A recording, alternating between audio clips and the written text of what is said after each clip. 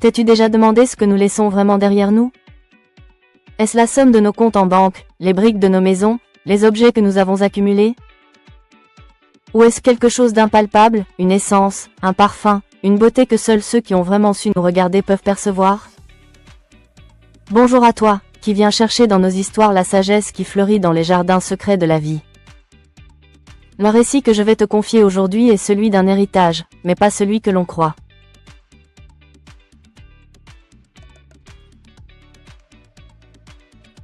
C'est l'histoire d'enfants qui pensaient avoir tout gagné, sans savoir qu'ils venaient de perdre l'essentiel. Avant de commencer ce voyage, si tu crois que la vraie richesse se cultive avec le cœur, je t'invite à t'abonner à notre chaîne, à activer la cloche pour ne manquer aucune de nos leçons de vie, et à laisser un pouce bleu. Chaque soutien est une graine de bonté. Merci. Cette question, Marc et Isabelle ne se l'étaient jamais posée. Pour eux, la vie de leur père, Samuel, se résumait à une chose, son patrimoine. Samuel était un homme silencieux. Un homme dont les mains parlaient plus que la bouche. Ancien architecte paysagiste, il avait passé sa retraite à transformer sa petite propriété, aux abords d'un village blanchi à la chaux en Andalousie, en un Éden secret. Sa passion, son obsession, sa raison de vivre depuis la mort de sa femme, c'étaient les roses. Il ne les cultivait pas seulement. Il les créait. Il passait des journées entières dans sa petite serre, tel un alchimiste, à croiser des variétés, à chercher la couleur parfaite, le parfum ultime, la pétale la plus veloutée. Son jardin n'était pas un jardin. C'était une galerie d'art à ciel ouvert, une bibliothèque de parfums. Marc et Isabelle, ses deux enfants, voyaient cette passion avec un mélange de pitié et d'exaspération. Ils vivaient à la ville, dans un monde de chiffres, de contrats et de transactions. Marc, l'aîné, était un promoteur immobilier. Froid, pragmatique. Quand il venait voir son père, son regard ne voyait pas la beauté des fleurs. Il scannait le terrain, calculant mentalement le nombre de lots qu'il pourrait en tirer. Papa, ce terrain vaut une fortune. Tu devrais vendre et profiter de la vie dans un appartement moderne, sans entretien. Isabelle, la cadette, était galeriste d'art. Sophistiquée, snob. Pour elle, la nature n'était belle qu'encadrée et accrochée à un mur. Ces roses sont jolies, papa. Mais c'est une passion un peu simplette, tu ne trouves pas? Tu perds ton temps. Ils ne voyaient pas leur père. Ils voyaient un vieil homme excentrique assis sur un tas d'or. Et ils attendaient. Samuel s'est éteint au début de l'été, paisiblement, dans son lit, la fenêtre ouverte sur son jardin en fleurs. Marc et Isabelle sont arrivés le jour même. Ils ont versé des larmes de convenance. Mais leurs yeux brillaient déjà d'une lueur de cupidité. Avant même que le corps de leur père ne soit froid, ils parlaient déjà d'inventaire, de notaire, d'estimation. Dans les jours qui ont suivi l'enterrement, ils ont transformé la maison de leur enfance en un quartier général. Ils ont arpenté chaque pièce, un carnet à la main, se partageant déjà les meubles, les tableaux, les quelques bijoux de leur mère. Le tableau du salon est pour moi, Marc. Il ira parfaitement au-dessus de la cheminée. Prends-le. Moi, je veux la collection de montres de papa. Et je vais faire estimer le terrain dès la semaine prochaine. J'ai déjà un contact. On peut en tirer au moins 2 millions. 1 million chacun. De quoi nous mettre à l'abri pour de bon. Ils parlaient de leur père au passé, de son patrimoine au présent. Ils avaient déjà tourné la page. Ils étaient déjà riches. Le jour de la lecture du testament est arrivé. Ils étaient assis dans le bureau du notaire, Maître Castillo, un vieil ami de Samuel. Ils étaient impatients, excités. C'était la formalité finale, la consécration de leur nouvelle fortune. Maître Castillo a ouvert l'enveloppe avec une lenteur solennelle. Son visage était triste. Il aimait Samuel. Et il connaissait ses enfants. Il a commencé la lecture. C'était simple, direct. Je sous-signais, Samuel Vega, saint de corps et d'esprit.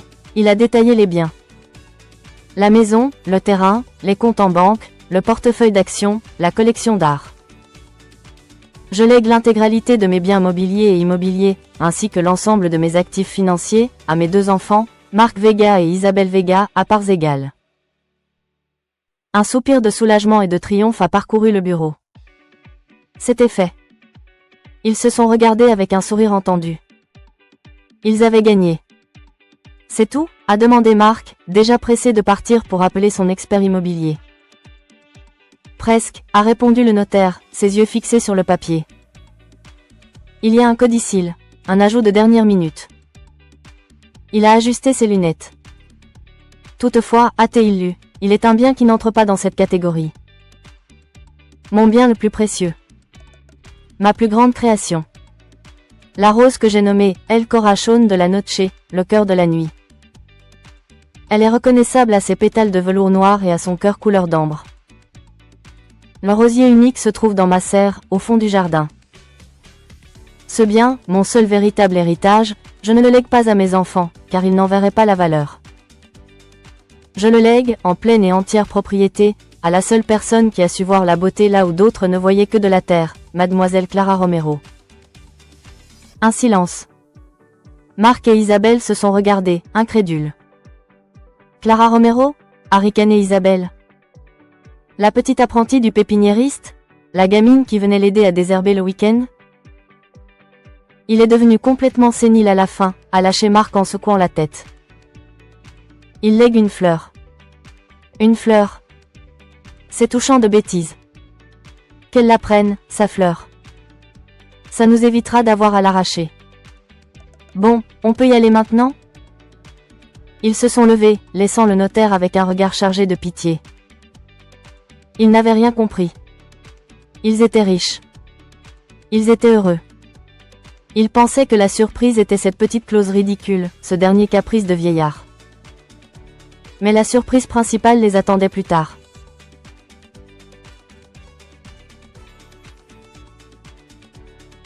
Le silence est celui de l'ignorance et de l'arrogance.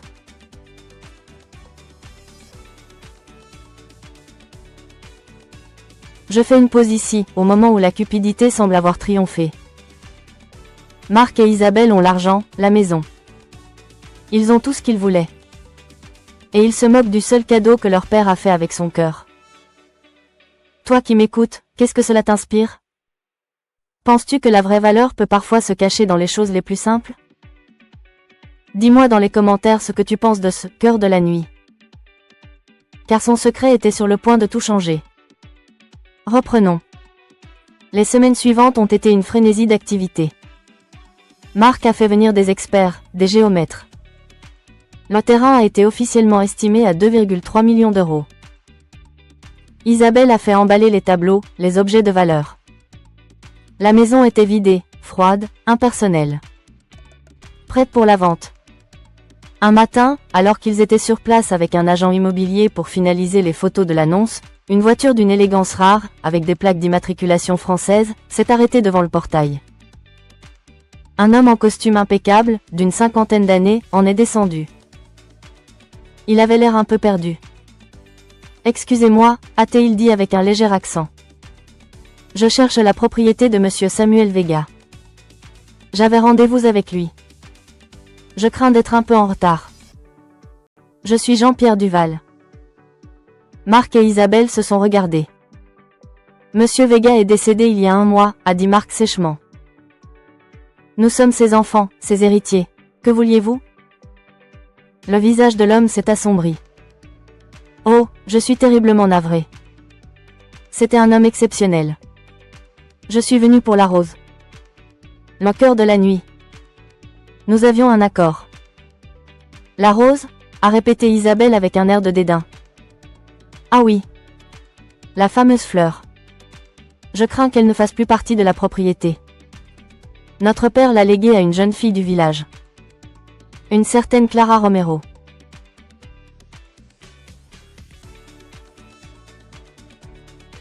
À ce nom, le visage de l'homme s'est illuminé.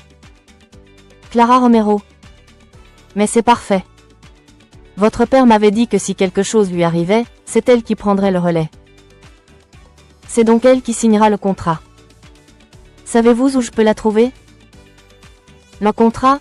A demandé Marc, une lueur d'intérêt s'allumant dans ses yeux. Quel contrat ? Monsieur Duval a souri. Vous n'êtes pas au courant ? Votre père était un génie. Un artiste. Le cœur de la nuit n'est pas juste une rose. C'est une merveille de la nature, une création unique au monde. Sa particularité n'est pas seulement sa couleur. C'est son parfum. Il contient une molécule que nos laboratoires essaient d'isoler depuis des années. Une molécule qui arrête le vieillissement de la peau. Il a fait une pause, savourant son effet. Je suis le directeur du développement pour l'un des plus grands groupes de cosmétiques de luxe au monde.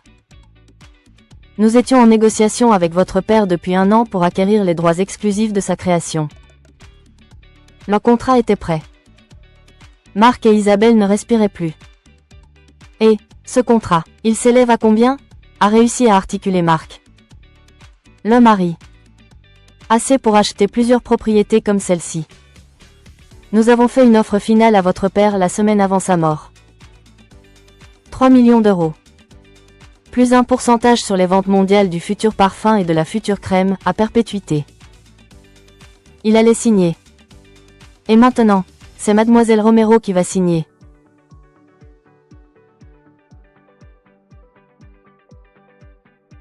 Le silence. Un silence si profond qu'on pouvait entendre le bruit du sang qui quittait le visage de Marc et d'Isabelle. 3 millions. Plus les royalties. Il venait de laisser passer une fortune bien plus grande que celle pour laquelle il s'était battu. Il l'avait laissé passer en se moquant. Il l'avait donné. À une gamine. Leur réaction a été immédiate. Sauvage. Ils ont congédié l'agent immobilier et le français, prétextant un problème de famille urgent. Et ils ont foncé. Ils ont foncé vers le petit cottage où vivait Clara, à l'autre bout du village. Clara était dans son petit jardin. Elle avait transplanté avec un soin infini le rosier de Samuel. Il était magnifique, ses fleurs d'un noir velouté brillantes au soleil. Elle chantonnait en le taillant. C'était son trésor. Le souvenir de son mentor. Quand elle a vu la voiture de Marc s'arrêter brutalement devant chez elle, et les 2 furies qui en sont sorties, son sourire a disparu. Clara, a aboyé Marc. Il y a eu une terrible erreur. Le testament, il n'est pas valide. La rose nous appartient. Tu dois nous la rendre. Immédiatement. Isabelle a renchéri. On te dédommagera, bien sûr. On peut te donner, disons, 10 000 euros. Pour le dérangement. C'est très généreux. Clara les a regardés. Elle a vu la panique, la cupidité dans leurs yeux. Elle avait reçu la visite de Monsieur Duval 1 heure plus tôt. Elle savait tout. Et elle savait aussi ce que Samuel aurait voulu. Elle a secoué la tête. Non, a-t-elle dit calmement. Non, a hurlé Marc. Tu n'as pas le droit de refuser, c'est notre héritage. Non, a répété Clara, et sa voix était ferme comme la terre. C'est l'héritage de votre père. Et il me l'a confié à moi. Il ne me l'a pas donné pour l'argent. Il me l'a donné parce qu'il savait que je le protégerais. Que je protégerais son âme. Vous ne vouliez que son corps, sa terre, ses murs. Vous n'avez jamais aimé son âme. Alors, elle ne vous appartient pas. Ils ont essayé de la menacer, de l'intimider. Elle n'a pas bougé. Finalement, vaincus, humiliés, ils sont partis, la laissant avec sa fleur et sa dignité. Mais l'histoire ne s'arrête pas là. Car ce que Clara a fait ensuite, c'est ça, la véritable vengeance. La véritable sagesse. Elle a signé le contrat avec le groupe de cosmétiques. Mais elle a ajouté ses propres clauses, négociées avec l'aide de Maître Castillo. Elle n'a pas touché un centime de l'avance de 3 millions d'euros pour elle-même. Avec cet argent, elle a créé la Fondation Samuel Vega. Sa première action a été de racheter la maison et le terrain de Samuel, avant que ses enfants n'aient pu les vendre. Elle n'en a pas fait sa résidence privée.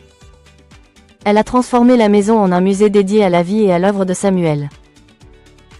Et le jardin, elle en a fait une roseraie publique, ouverte à tous, gratuite, pour que tout le monde puisse admirer la beauté que cet homme avait créée.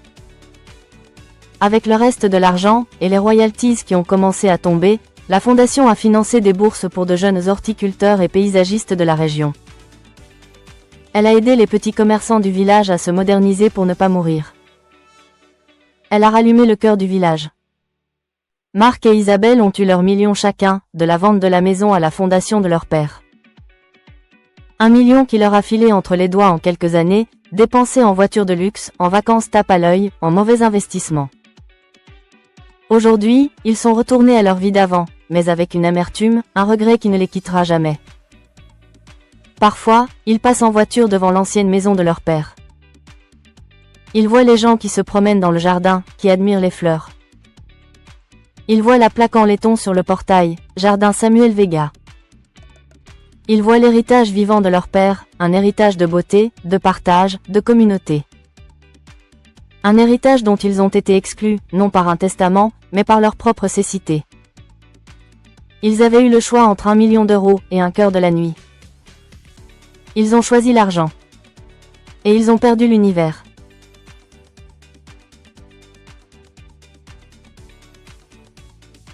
D'une rose qui embaume tout un village.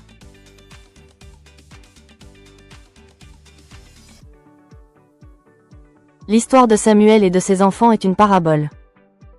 Elle nous enseigne que la valeur d'une vie ne se trouve pas dans ce que l'on accumule, mais dans ce que l'on crée, dans la beauté que l'on sème. La cupidité nous fait regarder la vie par le petit bout de la lorgnette, et nous fait manquer l'immensité du paysage. Si ce récit de sagesse t'a touché, si tu crois que le plus grand des héritages est celui qui ne peut être compté, alors rejoins la grande communauté des histoires de vie. Abonne-toi pour que la sagesse de nos récits continue de fleurir. Active la cloche pour ne jamais manquer une nouvelle éclosion. Et laisse un like pouce levé si tu penses que Clara a offert à Samuel le plus beau des hommages. Merci de ton écoute si précieuse. Prends soin de toi, et n'oublie jamais de cultiver ton propre jardin. C'est là que se trouvent les plus grands trésors. À très bientôt. Abonne-toi maintenant, merci.